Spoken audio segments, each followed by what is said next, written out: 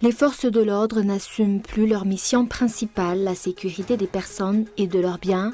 Lors d'une conférence de presse ce jour au Tana Hotel, les membres du DFP, Udin Kawani Fanavutampirenen, invitent les forces de l'ordre à une table pour débattre de l'insécurité qui frappe le pays tout entier.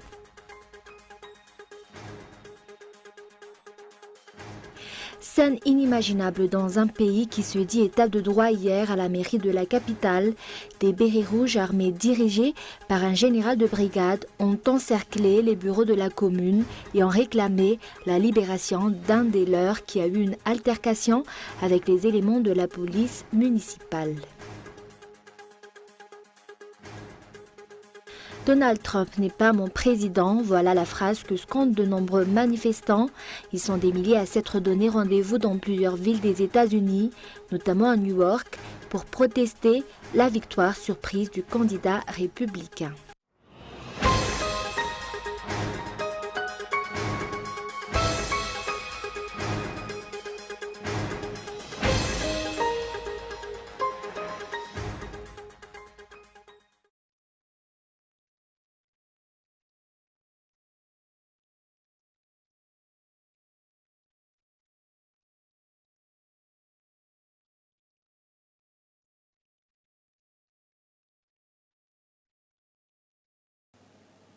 Bonsoir à tous et bienvenue dans ce journal. À la une, les forces de l'ordre n'assument plus leur mission principale, la sécurité des personnes et de leurs biens.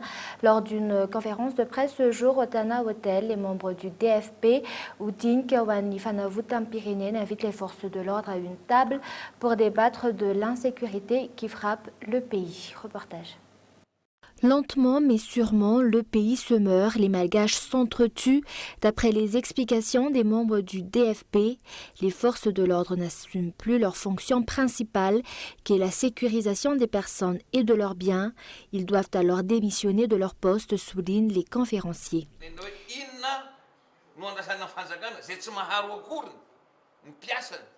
Le gouvernement doit démissionner car ils n'arrivent pas à répondre aux attentes de la population. Ils ne savent même pas quelles doivent être leurs tâches. Ils n'arrivent pas à défendre l'intérêt des agents de l'État.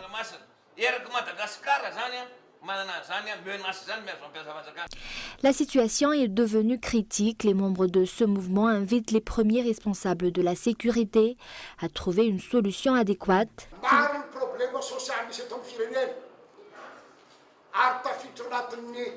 Les problèmes sociaux qui minent le pays sont nombreux, le pays qui s'enfonce petit à petit dans un gouffre profond. Nous avons ainsi demandé à rencontrer tous les membres de l'Emunat pour leur expliquer la situation. Ce n'est pas la première fois qu'un mouvement politique, une association ou une organisation non gouvernementale tire la sonnette d'alarme face à l'insécurité qui mine le pays. Jusqu'à maintenant, aucune amélioration n'a été constatée en matière de renforcement de la sécurité. En tant que chef suprême des forces armées, le président de la République ne peut pas se dérober de ses obligations, dont principalement d'apporter la sécurité dans le pays, à charge pour lui et son équipe de trouver les solutions adéquates et pérennes. Et scène inimaginable dans un pays qui se dit état de droit. Hier, à la mairie de la capitale, des bérets rouges armés dirigés par un général de brigade ont encerclé les bureaux de la commune et ont réclamé la libération d'un des leurs qui a eu une altercation avec les éléments de la police municipale, lesquels effectuaient un assainissement des rues face aux marchands ambulants. Reportage de Zou Rakutenjin. Hier, vers 18h, des militaires armés ont commencé à encercler l'hôtel de ville à Nalankel. L'agression de l'épouse d'un de leurs frères d'armes, qui est une marchande ambulante, était à l'origine de cette forte mobilisation. Où est le respect des droits humains? De jour comme de nuit, nous sommes pourchassés par les policiers municipaux. Alertés, des militaires embarqués à bord de 2 camions et conduits par le 2e adjoint du chef d'état-major général de l'armée malgache, Youssem Gam, se sont rendus à l'hôtel de ville. Ils ont réclamé la libération du militaire en tenue civile qui est également retenu avec sa femme par les policiers municipaux dans l'enceinte de l'hôtel de ville. Il n'y a pas eu de négociation. Nous avons demandé à ce que ceux qui ont tabassé ce militaire soient livrés à la gendarmerie pour faire l'objet d'une enquête. La procédure va être menée jusqu'au tribunal.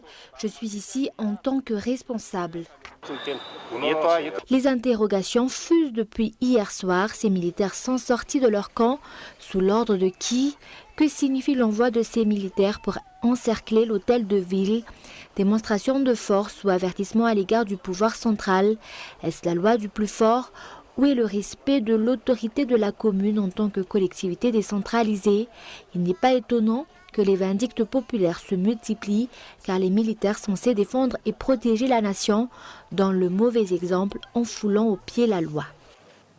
Mais également dans l'actualité de ce jour, les habitants de Swamaman ont organisé une manifestation pacifique ce jour. Ils réclament la relaxe pure et simple des 5 prévenus qui ont été emprisonnés dans le cadre de cette affaire. Reportage. Les habitants de Swamaman ont organisé ce jour une manifestation pacifique. Pendant les prises de parole, ils ont mis en exergue le non-respect des droits de l'homme par rapport à leurs revendications. Selon l'article 3 de la Déclaration universelle des droits de l'homme, tout individu a droit à la vie, à la liberté et à la sûreté de sa personne. Dans l'article 5, on peut également lire « Nul ne sera soumis à la torture, ni à des peines ou traitements cruels, inhumains ou dégradants ». Les dirigeants ne font que passer ont-ils martelé, ainsi ils ne reculeront pas face aux pressions des dirigeants. Aussi bien le maire que le président du Fouktan doivent savoir que leur autorité ne durera pas jusqu'à l'éternité, leur mandat est limité. Si les dirigeants continuent de faire la sourde oreille, le mouvement se durcira la semaine prochaine, ont martelé les habitants de Swamaman. Les habitants craignent que d'autres arrestations ne surviennent, mais si tel est le cas, la situation va sûrement dégénérer.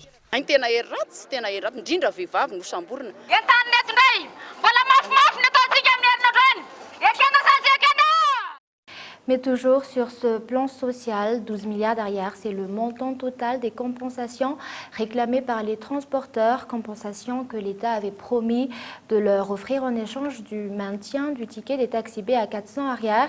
Et si les transporteurs ne perçoivent pas cette subvention dans les semaines qui viennent, ils procéderont à la révision à la hausse des frais de transport. Reportage. Les taxis B menacent d'appliquer la révision à la hausse des frais de transport si l'État ne règle pas la compensation qui leur doit affirmer ce jour le président de l'UCTU, ou Union des coopératives des transports urbains. Cette dernière avait envisagé depuis octobre d'augmenter le ticket des taxis B à 500 arrières afin de dissuader les transporteurs d'exécuter cette décision. L'État leur a promis de payer une compensation. Jusqu'à présent pourtant, ils n'ont encore rien reçu. Ils attendent par la même occasion le paiement des arriérés de 2015. 1 800 000 francs. L'État doit donner à chaque transporteur disposant d'une licence 360 000 arrières. J'ai ma licence. Les négociations entre l'État et les transporteurs se poursuivent, a expliqué le président de l'UCTU. Selon certains chauffeurs, ils ne savent pas sur quelle base les compensations sont calculées. Les véhicules ont chacun leur consommation, ainsi les responsables doivent effectuer des descentes pour connaître combien de litres de carburant nous consommons et établir par la suite un calcul. Les usagers de taxi B attendent pour leur part que les services offerts par les transporteurs s'améliorent. Et avant de passer aux actualités internationales, à Madagascar, près de 4 millions de personnes, soit 28% de la population rurale, ont un accès insuffisant à la nourriture. La grande île est 4e au classement mondial de la malnutrition chronique. 47% des enfants du pays souffrent d'un retard de croissance. Et en outre, un tiers des femmes âgées de 15 à 49 ans, ainsi que la moitié des enfants de moins de 5 ans, souffrent d'anémie causée par une carence en fer. Afin de promouvoir la solidarité de tous en faveur de la nutrition, un grand événement IN nommé Semaine IN aura lieu du 16 au 18 novembre prochain. Écoutons les explications. Donc c'est une semaine où nous allons marquer la solidarité entre tous les intervenants, tous les partenaires Donc à cet effet, nous avons invité toutes les plateformes membres du mouvement SAN à Madagascar. Donc en l'occurrence, les plateformes du secteur privé, de la recherche, des bailleurs de fonds, donc des partenaires financiers, la plateforme gouvernementale aussi, et la plateforme de la société civile. Donc ce sera une occasion pour nous de marquer cette solidarité, comme quoi donc la lutte contre la malnutrition est une lutte multisectorielle, multiniveau et multi-acteurs. Et actualité internationale, Donald Trump n'est pas mon président. Voilà la phrase que scandent de nombreux manifestants. Ils sont des milliers à s'être donné rendez-vous dans plusieurs villes des États-Unis. Reportage de France 24. Plusieurs milliers de manifestants sont venus ici devant la Trump Tower, cette tour qui appartient à Donald Trump, le nouveau président des États-Unis, pour rejeter le résultat de cette élection. Ils scandent « Not my president », pas mon président. New York hates you, New York te hait. Ils sont majoritairement très jeunes, issus de la ville de New York, et sont absolument dégoûtés par le résultat de cette élection. Je vous propose de les écouter. Immédiatement après l'élection, je me suis senti invisible. Je ne me sens pas en sécurité. Je suis dévastée et je suis terrifiée pour le futur du pays et sur les conséquences que ça peut avoir pour les gens de couleur, les femmes, les immigrés. Il ne mérite pas d'être président. C'est un raciste, un sexiste, un misogyne. Et il ne représente pas ce que doit être un commandant en chef. Et la question se pose qui fera partie du cabinet de Donald Trump qui prendra ses fonctions en janvier prochain, et tous les regards sont notamment tournés vers Chris Christie, l'ex-candidat aux primaires républicaines. Reportage. C'était l'un de ses premiers soutiens de poids. Il devrait désormais diriger l'équipe de transition chargée de préparer l'arrivée de Donald Trump à la Maison-Blanche le 20 janvier prochain. Chris Christie, gouverneur du New Jersey, est aujourd'hui promis un rôle de premier plan dans la future administration Trump.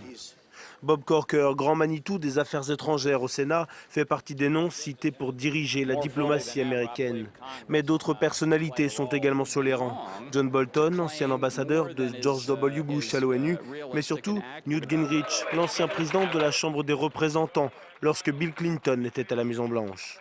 Ses sorties lors de la primaire républicaine en 2011 sur les Palestiniens qui seraient tous des terroristes et un peuple inventé confirmeraient un changement radical de stratégie au Proche-Orient. Quelqu'un doit avoir le courage de dire la vérité. Ces gens sont des terroristes, ils enseignent le terrorisme dans leurs écoles. Ils ont des manuels scolaires qui disent il y a 13 juifs, 9 sont morts, combien en reste-t-il? Et nous finançons ces manuels avec nos aides. L'ancien maire de New York, Rudy Giuliani, montait sur scène mardi soir aux côtés du président élu, pourrait également se voir confier de hautes responsabilités. Il est attendu à la justice. Mais le nouveau président entend aussi s'entourer de personnalités non politiques, des hommes d'affaires à son image. Le poste de secrétaire au Trésor avait été promis au financier octogénaire Carl Icahn, mais il pourrait finalement être confié à Steve Mnuchin, un ancien banquier de Goldman Sachs. Deux noms sont évoqués pour le poste stratégique de directeur de cabinet de la Maison-Blanche, l'équivalent du secrétaire général de l'Élysée en France. Reince Priebus, qui dirige le Parti républicain depuis près de 6 ans, et Corey Lewandowski, qui avait dirigé la première partie de la campagne de Donald Trump. Et avant de se quitter, je vous rappelle les grands titres de ce journal. Les membres du DFP, Woodin Kawani Fanavutampirinen, invitent les forces de l'ordre à une table pour débattre de l'insécurité qui frappe le pays tout entier. Et les taxis B menacent d'appliquer la révision à la hausse des frais de transport si l'État ne règle pas la compensation qu'il leur doit, affirmer ce jour le président de l'Union des coopératives des transports urbains. Et voilà, c'est la fin de ce journal. Merci de votre fidélité. Au revoir et bonne soirée.